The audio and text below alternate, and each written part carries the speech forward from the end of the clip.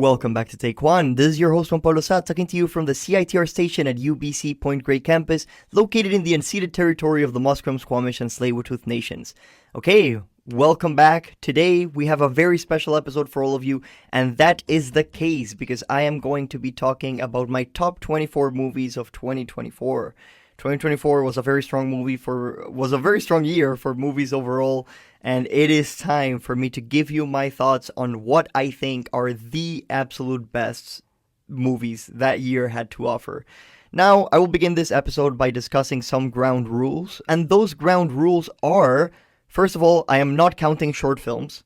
Second of all, I am not counting documentary films, even though I did see some absolutely exceptional documentaries this year, in particular No Other Land, Soundtrack to a Coup d'etat, and Superman, the Christopher Reeve story. All three of those documentaries are truly incredible, and I couldn't recommend it enough, but I'm not going to be including them for this list. I'm only focusing on narrative, feature-length movies. And the last rule is they need to say that they were released in 2024 in either IMDb or Letterboxd. Considering that, there are some great movies that I watched this year in 2024 that were widely released and were widely available in 2024 that unfortunately are not going to be on this list because technically it says and they are registered as being released in 2023. These are movies like His Three Daughters and Sing Sing, both two movies that I very much loved and would otherwise be on this list, but once again, according to my rules, they were released in 2023, so I'm not including them in this video. Now, without further ado, let's jump into my honorable mentions, which are numbers 24 to 11. So, at number 24, the 24th best movie I saw in 2024 was Deadpool and Wolverine. And what can I say? I just thought this movie was a lot of fun, and generally one of the most fun cinematic experiences I had all year. I love how this film feels like a love letter to old Marvel movies. You know, we saw Blade, we saw Gambit, we saw X-23 from the Logan movie, we saw Elektra. It was just such a beautiful love letter to all of those films that I have a lot of nostalgia to, but it is not only that, but I also thought this was a movie with a lot of heart. It is not a perfect movie, but in all honesty, in a post-Endgame Marvel Cinematic Universe, where most movies have been, in my opinion, quite frankly, mediocre, Deadpool and Wolverine stands like a breath of fresh air, and it is one that I very much enjoy. Now, at number 23, the next movie that I would like to highlight is Saturday Night. Now, this is a movie that I already talked about in my video about everything that I watched at VIV, and this is a movie that I found to be extremely energetic and chaotic in the best way possible. I am not an SNL fan, but even I was drawn in by the world, by the characters, and by the passion and determination of all of these people in order to try to achieve their goal. Then, at number 22, I have Civil War by Alex Garland. I am a big Alex Garland fan. I'm a big fan of his films.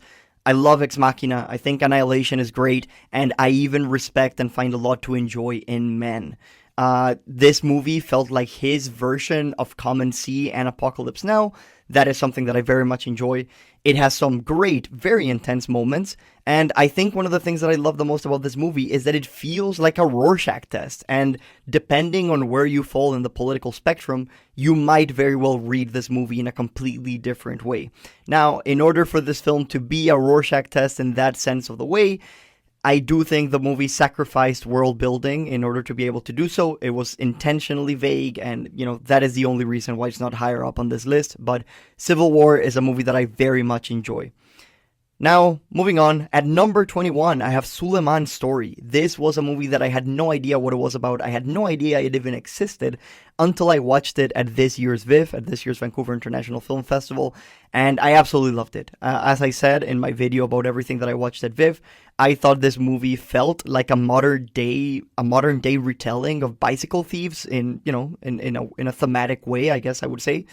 It is an extremely realistic, raw portrayal of, African immigrants and what they endure when they arrive in Europe. And I just thought this movie was very, very solid. Then, at number 20th, I actually have September 5. Now, September 5, it follows this broadcasting crew that is at the 1972 Munich Olympics in order to broadcast, the Olympics, the sport, but they end up having to broadcast the hostage crisis that happened in that year's Olympics. I thought this movie was really, really great. It is not really a movie that is interested in discussing politics and discussing the geopolitical aspects or implications of the story and what's going on. It is more a movie that is all about, the ethics of journalism. What do we show? Where is the line? What is it appropriate? And when do we cross that line? And in that sense, I think this movie succeeded tremendously. Then, at number 19, I have Conclave, and I think Conclave is a great movie with some truly amazing performances, some exceptional dialogue that, in my opinion, might very well be some of the best dialogue I heard in the entire year. And once again, directed by Edward Berger, the cinematography was beautiful, the music was beautiful. In my opinion, the third act heightened everything a bit too much, but, Conclave, still a truly great movie, and it is my number 19 out of the top 24 movies that I watched in 2024. Then, at number 18, I have Inside Out 2. Now, Inside Out 2 is one of the most recent Pixar movies. I have been a Pixar fan for the entirety of my life, so I was excited about this movie. That said, I was somewhat hesitant simply because I haven't always loved the Pixar sequels that have come out. With the exception of the Toy Story sequels, I love Toy Story 2, I love Toy Story 3, but with those exceptions, I haven't really been the biggest fan of the Pixar sequels.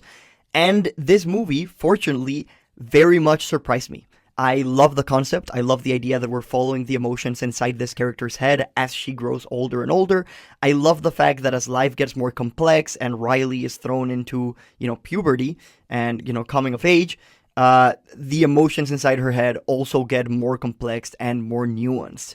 I thought the new emotions they introduced in this movie were honestly great, super fun, super distinct, but my favorite emotion in particular, of course, has to be Maya Hawke's anxiety. I thought that character was incredibly funny, incredibly relatable, insanely well realized, and I think the best example of this is at the end of the movie where we see, an anxiety attack. The way this film depicts an anxiety attack through animation using these characters, I thought was just extremely creative, extremely clever, and I really loved Inside Out 2. Then, moving on, at number 17, I have Memoir of a Snail. Now, Memoir of a Snail is an extremely unusual animated movie. It is not made for children at all, and it also, focuses on some extremely dour and mature source materials. Now, if you guys have watched the previous movie from the director of this film, he previously made Mary and Max, which was also an incredibly depressing and dark animated movie. You know more or less what to expect from Memoir of a Snail.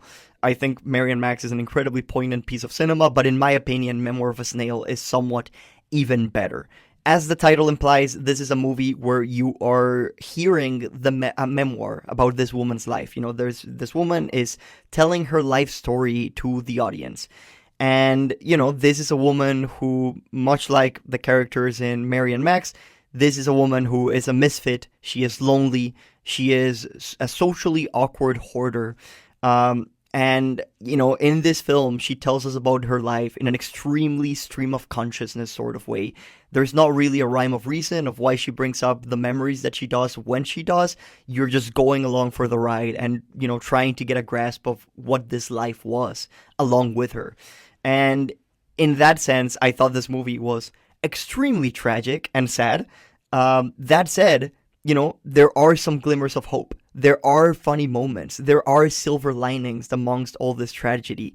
And that brings me to my next point, which is that's what I think this movie does best. This movie does an absolutely incredible job at capturing life in its entirety. Not just the depressing moments and not just the sad bits that we want to forget, but also the silver linings, the moments of hope, the glimmers of happiness that we can find amongst the chaos of tragedy. Then, moving on, at number 16, I have Didi. And Didi is a coming-of-age story set in 2008. Now, this is a movie that really struck a chord with me because I was also, a child in 2008 when this movie takes place. I didn't grow up in the United States. I'm from Colombia. So, of course, I didn't, sympathize completely or I didn't see myself reflected completely in the experiences that this kid was having, but in a lot of it, I was like, yeah, this is hitting the nostalgia. And I think one of the things that I love the most about Didi is just how raw and real the movie feels. It is not sanitized at all, and it allows the characters to truly behave like, young teenagers would behave back in the day. The movie allows them to be awkward. The movie allows them to say things that, in all honesty, are not things that people should say, but people did say them. Young kids did say them back in the early 2000s. So once again, I thought this movie was extremely raw and realistic in its depiction of, youth in the early 2000s. And for that, I very much admired it. I think the best way I could put it is this movie reminded me a lot of mid-90s, the A24 movie directed by Jonah Hill. If you like mid-90s, definitely check this one out. It's going to be very much up your alley. Now, moving on, at number 15, I have The Wild Robot. And The Wild Robot is just an absolutely beautiful DreamWorks animated movie. The animation is, in all honesty, breathtaking. It is absolutely incredible. The music is some of the most beautiful music I heard, in the entire year. And I also think The Wild Robot has an incredibly poignant story. A very poignant story about parenthood and the sacrifices that parents make for their children. And, I'm not a parent. I'm not a father.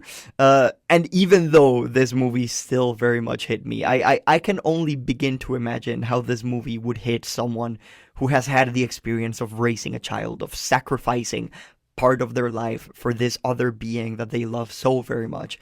This movie just, oh my God, it made me cry. It was an absolutely beautiful, beautiful film. Now, moving on, at number 14, I have Nosferatu. This is, of course, the newest film from Robert Eggers. I am a huge Robert Eggers fan. I think I love pretty much all of his other movies, all of the movies that he has done before Nosferatu, and Nosferatu is not the exception. In my opinion, Nosferatu is by far, out of the ones that I've seen, I think Nosferatu is by far the greatest adaptation of the Bram Stoker's Dracula original story.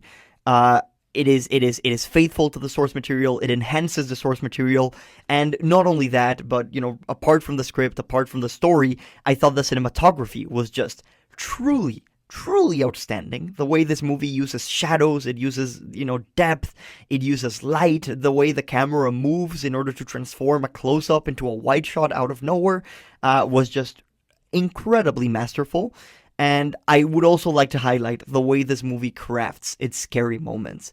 There are a couple of jump scares in this film, but they never feel cheap. They never feel like cheap jump scares that are, just there to elicit a reaction and they become annoying. These are extremely well-crafted jump scares that it shows that they were made and they were planned with care. And when you're watching Nosferatu, you just feel like you're in the capable hands of a master who knows what he's doing. And I think the last thing that I would like to highlight about Nosferatu and about all of the other Robert Eggers movies that I've seen is I very much admire the attention to detail that Robert Eggers puts into all of his movies. I mean, when you watch The Witch, which is, truly an incredible piece of cinema, in The Witch, the characters in that movie feel like a Puritan family in 1603. When you watch The Lighthouse, the characters in that movie feels like lighthouse keepers. They feel like actual wikis who lived in New England in 1990s. When you watch The Northman, the characters, the setting, the costumes, everything feels like, actual, Nordic spaces and actual Vikings from the 900s. And that is not the exception with Nosferatu. When you watch this movie, the sets look extremely accurate to what life looked like in the 1800s Germany. And, just to name another example, Count Orlok, Nosferatu himself, the vampire himself, he looks extremely accurate to what early 1800s Transylvanian counts look like. At first, I was a bit, thrown away by the redesign of Nosferatu. I mean, he has a mustache now, and, he's wearing completely different clothes to what Nosferatu has worn in previous versions. But, the more I read about it, the more interviews I watch of Robert Eggers just, discussing the historical accurateness of the costumes and of everything in this movie, I'm just absolutely blown away. Now, moving on, at number 13, I have a movie that I know it's not going to be popular. I know this is not going to be a popular pick with, oh, honestly, probably 90% of every one of you guys who are watching this video right now. But once again, I have to be honest. I have to tell you guys the truth. If not, then what are we doing here? And I know this is not the popular opinion, but my honest thought is I loved Emilia Perez. I unfortunately very much loved Emilia Perez. When I watched it at the Vancouver International Film Festival, after watching, dozens of other movies, this film felt like an absolute breath of fresh air. I love how extremely unique it is and how much this movie swings for the fences. It is not every day that you see a movie that is simultaneously a musical, a crime thriller, a romance, an indictment against corruption, a character study, and so much more. And I know some people say that this movie is doing too much at the same time and it ends up not doing anything particularly well. But for me, it worked. What can I say? Once again, I know this is not a popular take, but I have to be honest. And I actually really loved Emilia Perez. Now, moving on number 12, I have Better Man. And this is by far one of the most overlooked movies of the year. And I mean, I honestly don't blame them, because I remember when I saw the trailer for this film, my first thought was, who the hell is Robbie Williams? Yes, I had no idea who Robbie Williams is, and I hadn't heard to a single of his songs. And, second of all, when I saw that this was a musical biopic telling the story of Robbie Williams, like a regular musical biopic, with the exception of the fact that he is just a monkey, and no one addresses it, everyone just goes along with it. He's just a monkey for the entirety of the movie. I remember before I watched this film, I was like, this is so gimmicky. How can this work? I went to the movie just not expecting much, and I was thoroughly surprised. I came into this film not even knowing who he was, and I left the theater being a fan of Robbie Williams. His laugh story, his music, his energy, his persona, it just completely magnetized me, I guess I could say. This movie felt like lightning in a bottle. It genuinely, in my opinion, contains some of the most imaginative, creative, and poignant musical sequences that I've ever seen. The Rock the DJ scene, where, it's showing in one shot, or what it seems to be one shot. I'm sure there's some invisible stitching, but in what seems to be one shot, you see Robbie Williams' rise in popularity, his rise to the top. And oh my god, that Rock the DJ scene, it just completely blew me away. If you haven't seen the movie, go watch the movie. But if you're not going to watch the movie, at least go on YouTube and watch the Rock DJ sequence. You won't regret it. It is truly some of the best cinema I saw in 2024. But not only that, but also the She's the One scene where, they're telling you the story of Robbie Williams falling in love with this other character. And, they're dancing in this yacht the night they meet, but as their dance number is going on, you see glimpses of the rest of the relationship. And by the end of the musical number, you just feel like this relationship just from one song. And oh my god, a truly incredible movie.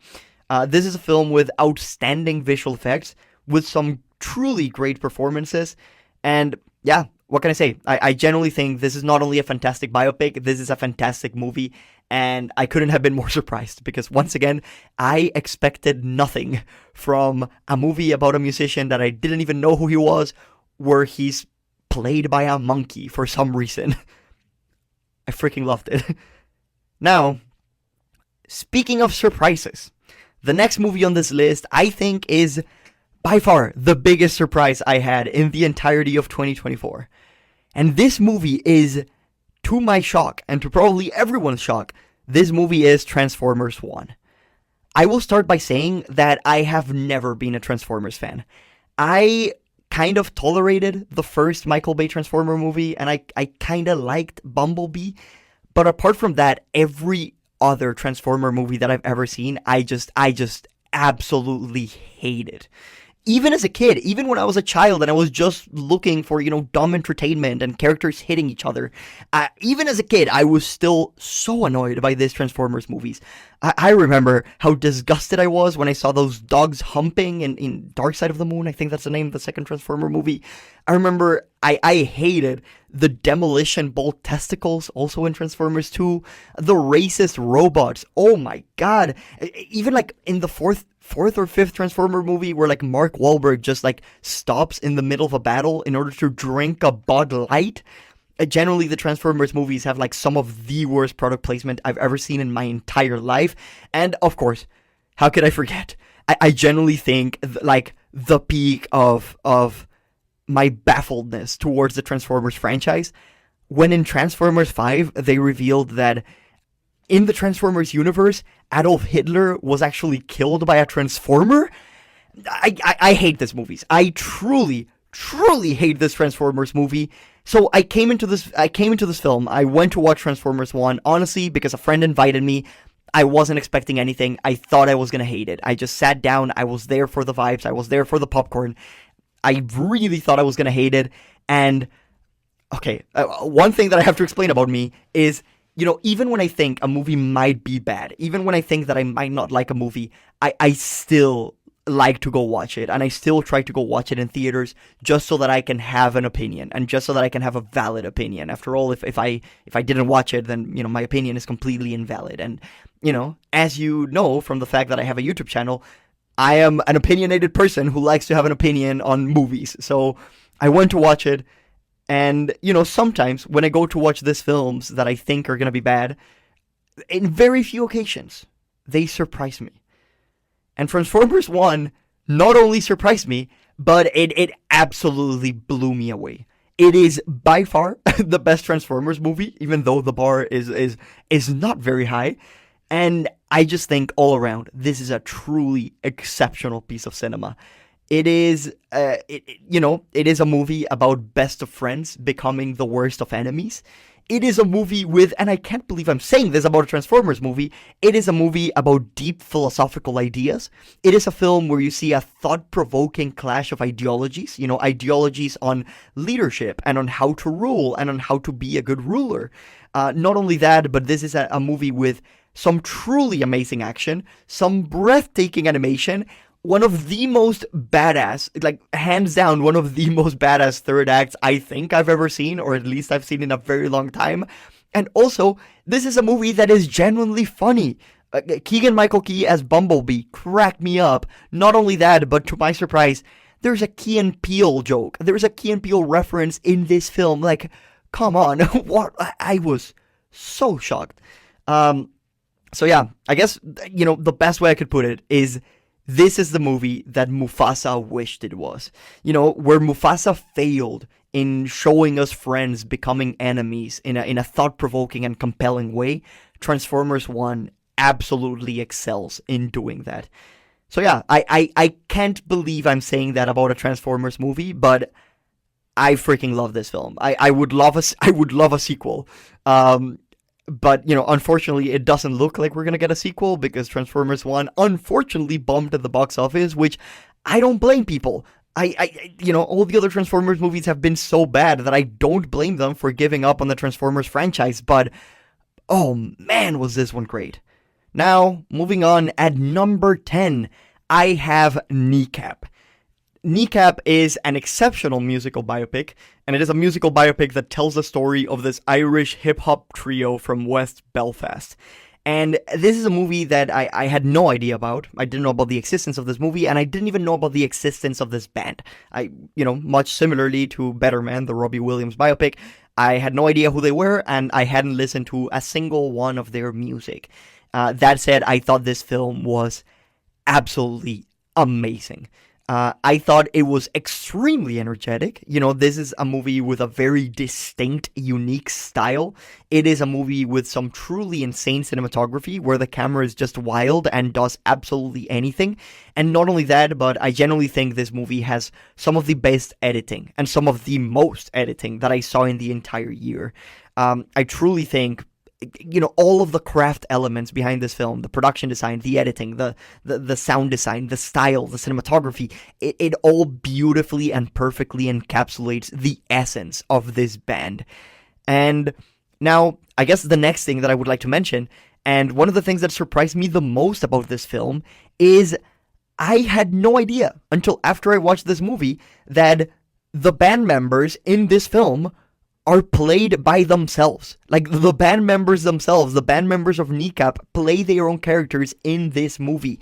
That absolutely blew me away. When I was watching the film, I thought their performances were truly exceptional. It felt like they were genuinely seasoned art actors who had been doing this for a while. So to know that, this is one of their first forays into truly, acting was, in all honesty, shocking. I couldn't state more how impressed I was by their performances.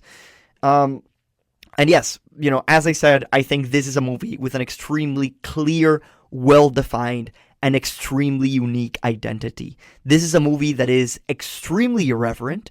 It is extremely angry. It is extremely unapologetic about what it is, but it does all of those things in the best way possible and in a way that is faithful to the source material, in a way that it is faithful to the band and to what it stands for. Now, just like Better Man, the monkey biopic that I just talked about, which tells the story of Robbie Williams, another musician that I didn't know who he was, I was really shocked with both Better Man and with Kneecap, with just how vulnerable these artists allowed themselves to be and allowed their portrayals to be. As soon as I heard, right before I watched these movies, as soon as I heard that the artists were very much involved in making these films, I generally wasn't expecting much. I was expecting them to some extent sugarcoat the story and to make themselves look like the good guys of this story, which is what usually happens with biopics when the artist is truly involved, or their artist estate is truly involved in the production of a movie. They usually sugarcoat things and make the artist look better than they are. And I'm not saying that's a bad thing or that's a good thing, but it is usually what you get. But that is not the case with Kneecap or with Better Man in that case. In both of these movies, the characters are sometimes depicted as assholes. They're sometimes depicted as not the greatest, most righteous people. And I am honestly thankful that these movies decide to take this approach and that these movies decide to do that, because in doing so, they're portraying their characters not as sanitized caricatures that are not real, but as real living people. These are real living people that do great things and achieve absolute excellence in their fields. But at the same time, they also make mistakes. These are people who can be kind and loving, but can also be assholes every once in a while. These are real humans. So I was very much shocked by how truthful and honest these artists allowed their portrayals to be in these films. So yeah, I couldn't recommend Kneecap enough. I know most of you haven't probably seen the movie because it was an extremely small film that barely got any time in theaters. But if what I'm saying sounds appealing to you, definitely check this one out. Then, moving on, at number 9, I have Anora. This is, of course, the latest movie from director Sean Baker, who has previously directed movies that I genuinely absolutely love. I think Florida Project is exceptional. I think Red Rocket is so great and so overlooked, if I'm being honest. But in my opinion, I genuinely think Anora might very well be his best movie. I love this film. As I mentioned in my video about everything that I watched at the Vancouver International Film Festival, one of the things that I love the most about Anora is its structure and the way it completely reinvents itself 2 times throughout the movie. The first half of the film is extremely fun and exhilarating. It is electric. You're going with these characters on this ride and everyone's happy and everything's fun and, you're just enjoying life. But then the second act begins with that, home invasion real-time segment, and the movie suddenly becomes like one of the most stressful, chaotic films I saw in the entire year. It, as I mentioned in that previous video, it honestly transformed into something that reminded me of a Safdie Brothers movie, Good Time or oh my god, Uncut Gems. I almost blanked on that one. That is the level of chaos that Anora suddenly introduces. And then in the third act, Anora, transforms itself and reinvents itself once again and becomes, in my opinion, very sad and extremely depressing as these characters are suddenly faced with reality. And, they crash against real life and they come to terms with what's going to happen in the near future. I thought this was an incredibly thought-provoking movie with a very poignant commentary and critique of the American dream. It has some absolutely exceptional performances, not just Mikey Madison, Yuri Borisov, but everyone in the cast is truly insanely good. And in my opinion, something that I didn't mention in my other video where I talked about Anora, I truly think Anora could very well have one of the best final shots in 2024. It is a final shot that just stays with you. Oh my god. And that's one thing about Sean Baker. He knows how to end his movies in a very poignant way, and Anora didn't disappoint. Truly exceptional piece of cinema. Now, moving on, at number 8, I have The Substance. Now, if you've noticed a pattern by now, you might have realized that I tend to prefer, and the movies that I tend to love are movies that are extremely unique, movies that are unapologetically themselves, movies that truly have their own style, and, not only that, but movies that are extremely creative while having thought-provoking philosophical undertones. And The Substance is not an exception to that rule. This is, in my opinion, one of the best body horror movies I've ever seen. Some of the scenes in this film are truly disgustingly incredible in the best way possible. They are insanely over-the-top gross, once again, in the best way possible. This is such an amazing body horror that I have no doubt that, in the future, years ahead, this movie will be reminded as one of the greatest body horror movies ever made, alongside with films such as David Cronenberg's The Fly or The Thing, This was truly, truly an exceptional movie and a cinematic experience that I will never forget. I remember being in that packed theater with everyone gasping, just covering their eyes, laughing. It was truly a very energetic, electrifying experience.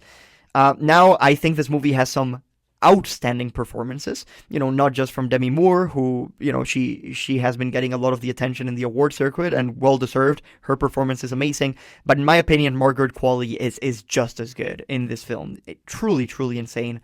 And yeah, this is a movie with some insanely imaginative editing, some very creative cinematography, some outstanding sound work. In my opinion, this movie, well, I mean, my number one gives it a run for its money, but this movie could very well have one of the best sound designs I ever saw. I've ever seen, and I saw in the entirety of 2024.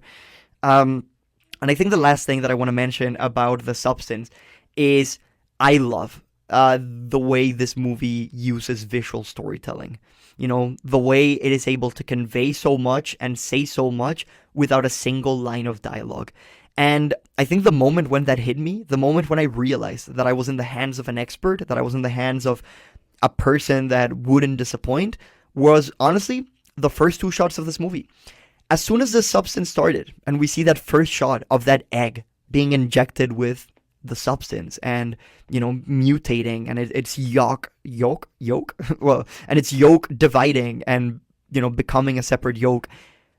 Oh my god, as soon as I saw that shot, I was like, oh, okay, we're in for something. And then right after that, we are hit with one of my favorite shots, or one of my favorite moments, scene sequences in the entire year.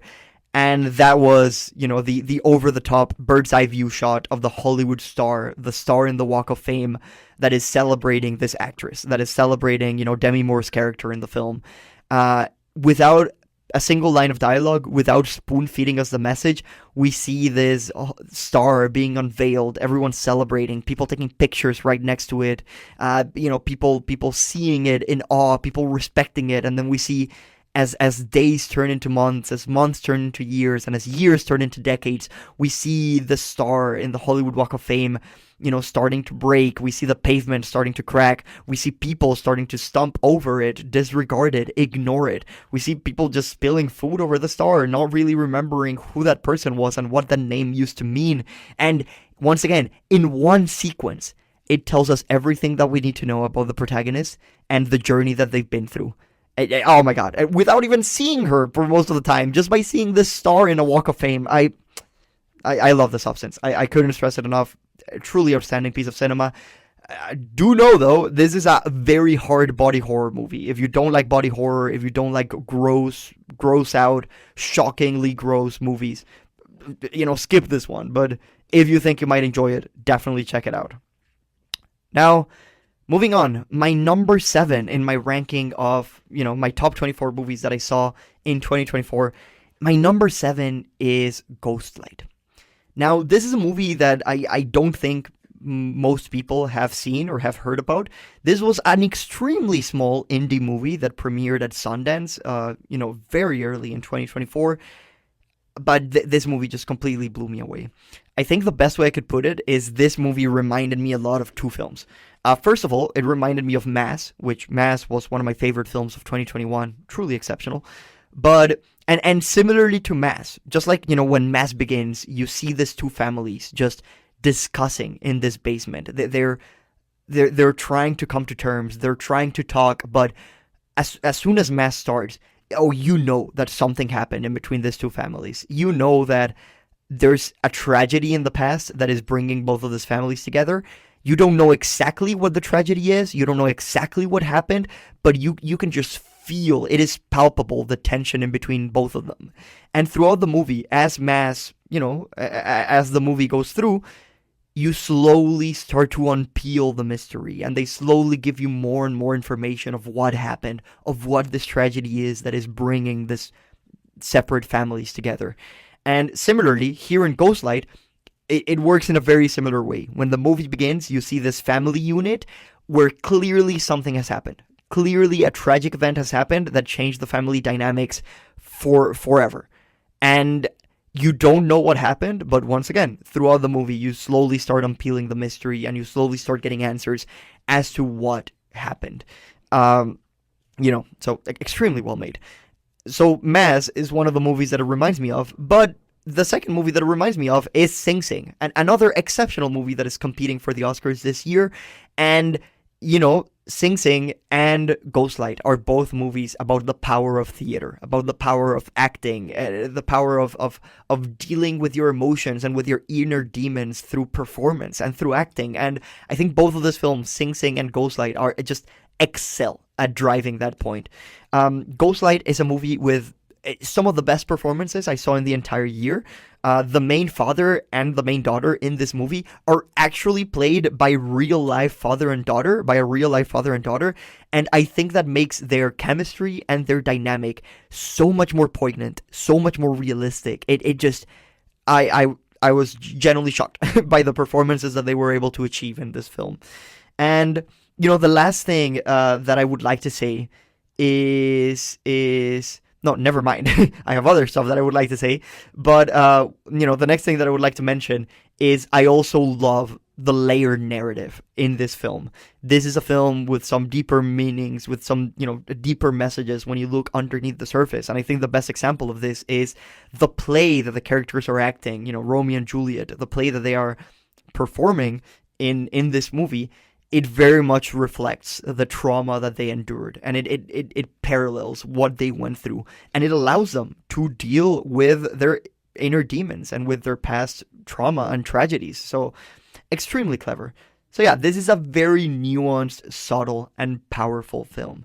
And now, the last thing that I want to mention is the main symbol of the film, the title of the movie. The title is called Ghostlight. Now, I had no idea what a ghostlight was before watching this film, but right after I watched it, I quickly Googled it, and I found out that, a ghostlight is a single bulb that is left burning whenever a theater is dark. So whenever everyone leaves the theater, there's always one bulb that is always burning, and that bulb is known as the ghostlight. And I think that title is beautiful and is extremely meaningful, not only because this is a movie about theater and of course it's related, but I also think it has a very deep symbolic importance. If we see the idea of the ghostlight, the symbol of the ghostlight, as something that is always burning, something that is always there, I think the movie makes a great point for why grief in this film is a ghostlight, grief as a ghostlight. An inextinguishable grief that can't be ignored and must be confronted. But the movie also makes a great point for love being a ghost light, an unconditional love that is expressed with difficulty but understood with ease. Grief and love are both ghost lights in this movie, are things that will always be there. You just have to deal with them. You just have to confront them, and you just have to find them and know where to look. So yeah, I truly love Ghostlight, an exceptional small indie that I'm very glad I watched. Now, moving on, at number 6, I have truly one of the most unique movies that I saw in the entire year. Like this is a unique voice. This is from a newer filmmaker that is just getting started, and I can't wait to see what they do next. I am talking, of course, about I Saw the TV Glow. As I mentioned, an extremely unique, deep, thought-provoking movie. This is a movie that is about so much. It feels like a collage not only of influences and references, but it is a collage of thoughts, of ideas, of emotions, and it completely magnetized me once again. This is a movie that you could see it as a movie about nostalgia, a movie about looking back with rose-tinted glasses. You could also say this is a movie about not being comfortable with who you are while still always remembering who you were. This is also a movie that you could very well read it through the lens of Platonic metaphysics. When I was in high school and I was taking philosophy in high school, one of the pieces of philosophy that, stuck with me the most was, the seventh book of the Republic, where Plato describes his allegory of the cave, where he talks about this allegory of all of these prisoners that are living inside a cave, seeing shadows. And that's the only thing they've seen in the entire life because they've always lived in this cave. So they've started to assume that the shadows they see are the real life. But then one of these prisoners is suddenly unchained. The prisoner is able to leave the cave, and the prisoner realizes that there is a whole other real world that is so much more real than the shadows that they thought were reality. When I was in high school and even at university, I wrote many papers about The Matrix being a modern retelling of Plato's allegory of the cave. But I in all honesty, I think you could make similar papers with I Saw the TV Glow and, analyzing through Platonic metaphysics. After all, this is another movie where characters are not really sure if their world is not, or might be an illusion. This is a movie where characters allude to the fact that there might be a more real world beneath or beyond their own. So yeah, extremely thought-provoking. And, not only that, this movie is, of course, also an incredibly poignant, fascinating parable for transitioning and what it's like to transition. What it's like to not feel comfortable in your own skin. So yeah, this is a movie that is so many different things at the same time, and in my opinion, does every single one of them beautifully. The director of this film, Jane Schonbrun, I genuinely think they are a filmmaker that I want to keep an eye out. I keep an eye on. They have something to say. They have an extremely unique voice, and I can't wait to see what they do next. Now, at number 5, I have I'm Still Here. Now, this is a movie that I already talked about when I talked about everything that I watched at last year's Vancouver International Film Festival, so I will talk about, something slightly different, and it is my experience when watching this movie. Coming into this film, I knew that it was set in Brazil, I knew that it was set in the past, and I knew that it was based on a real-life story. But coming into this movie, I had no idea, and I didn't know who Rubens Paiva was. I had no idea what happened to him, and I had no idea that this movie was set in the early 1970s during Brazil's military dictatorship. Considering that, I didn't really know what to expect. And the first 45 minutes of this movie, I just found so unbelievably nostalgic. I am not Brazilian, but I am Colombian, and I a lot of what I saw in this film just very much reminded me of some of the best memories of my childhood and some of the best memories I've had of spending time with my family in a tropical environment.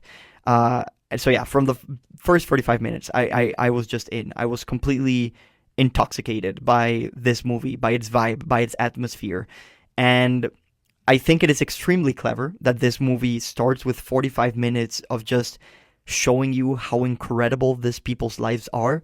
And you need that, because then, when that is taken away from them, it means so much more, and it is so much more impactful. Now, in this first 45 minutes, of course, there is a lot of emphasis on pictures and videos. There are constantly characters taking pictures and videos of these great memories, capturing these great memories for later on. And of course, coming into this movie, I did know the title. It is called I'm Still Here. And considering that, I was expecting, okay, one of these characters is probably going to leave. But my assumption was one of these characters is probably going to die. I didn't know who, but I thought one of those characters is going to die, and the whole movie is about grieving, and it's about, I'm still here, even though I'm gone. But then, of course, when Ruben Paiva get kidnapped, I was just, I was completely shocked, and I suddenly realized that this story, the fact that he gets kidnapped, it just lends itself for so much more complex emotions. Because after all, with kidnappings, there is no finality, and that could be a good thing because, there's still hope that the kidnapped person is still alive somewhere and could potentially come back at some point. But it is also bad because, once again, there is no finality. There is no definitive moment where, you can start grieving. You're just stuck in limbo, perpetually waiting to see if the loved one that left you is truly still here.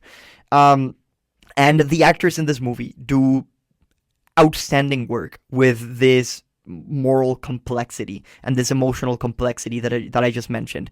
In particular, of course, the one and only Fernanda Torres. She is truly, truly outstanding. And at the end of the movie, the point becomes obvious. The movie hits you visually with the thesis, with what it's trying to say, which is, in my opinion, you never know that you're living in the good old days until these days are gone.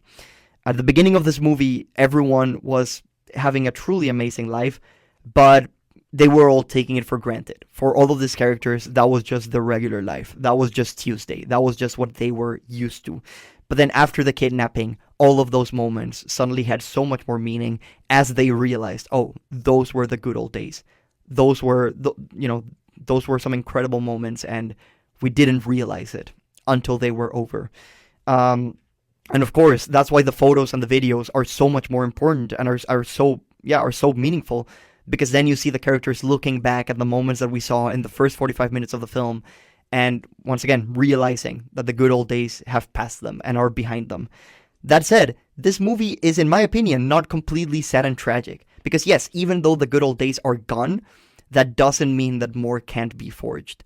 So yeah, I thought this movie was just, it truly broke me. And it stayed with me for months after I saw it. Truly an exceptional piece of cinema. Couldn't recommend it enough. Now, moving on, at number 4, I have Wicked. I talked a lot about Wicked in my most anticipated movies of 2024, and I'll just say that this movie did not disappoint. There's not much that I can say about Wicked that hasn't been said already.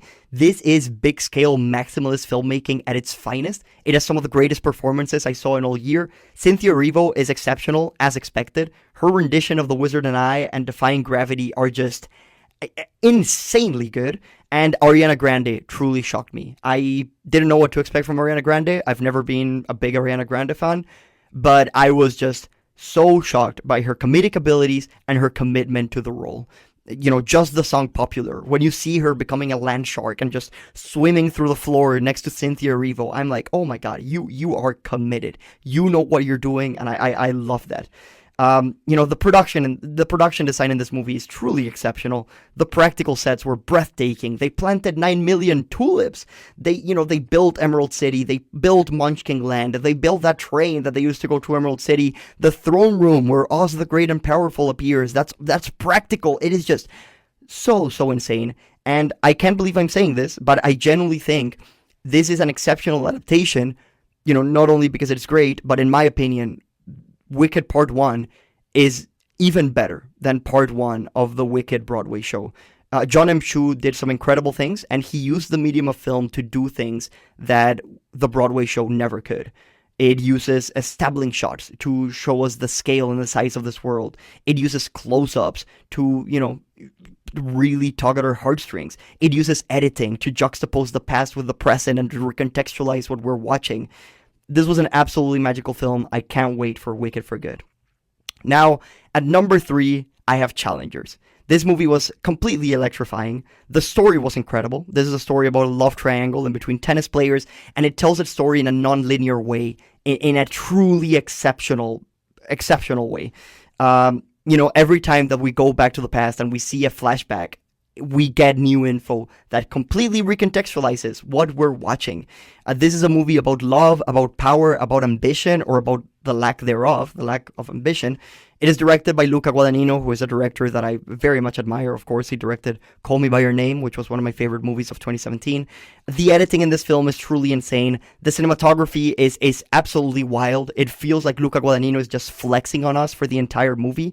The third act of this film, in and of itself, is outstanding. There's sweat dripping on the camera. The camera turns into a tennis ball, and you get tennis ball point of view. The camera goes underneath the tennis court at a certain point. Oh my god, I'm like, Luca, what are you doing? And the score, of course. Trent Reznor and Atticus Ross just give us one of the best scores of the year. Now, at number 2, I have The Brutalist. And this is an absolute monumental piece of art. When people say they don't make them like they used to, this is what they're talking about. This is a movie that is shot on film. It is slow. It has a methodical editing. It has a beautiful orchestral score. It has an insane runtime of 3 hours and 34 minutes. And it even has an intermission. This is generally, in my opinion, one of the greatest American epics. And it deserves to be on the same page as movies such as Once Upon a Time in America, Gone with the Wind, The Godfather Part 2, There Will Be Blood, and now The Brutalist. Extremely well deserved. I know that some people have a problem with the second act of this film, but in my opinion, that is truly, truly essential to drive home the criticism that this movie's making about the American dream. The first half is all about optimism. He's optimistic. He believes he's going to be able to achieve his goals. The second half, he's getting slapped in the face. This character is being told, okay, yes, you might be able to achieve your goals, but what are you willing to sacrifice in order to do so? Are you willing to sacrifice your sanity? Are you willing to sacrifice your ethics? Are you willing to sacrifice your soul in order to achieve them? And then the epilogue, in an extremely thought-provoking way, makes you think that maybe all of that was worth it. Maybe that was worth it because at the end of the day, he achieved his goals, and that's all that matters.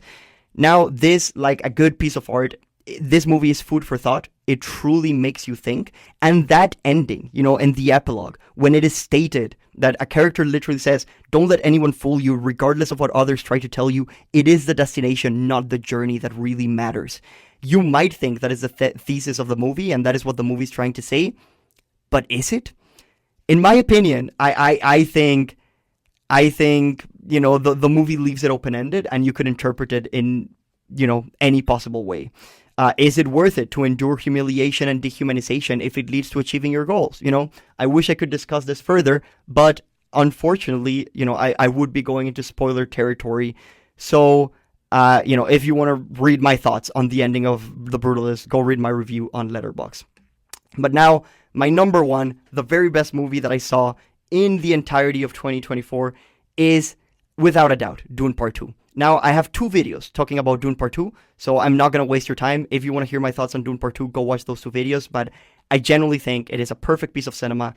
In my opinion, it should be winning Best Picture at the Academy Awards. It very sadly won't, and I can't believe Denis Villeneuve got snubbed for Best Director again.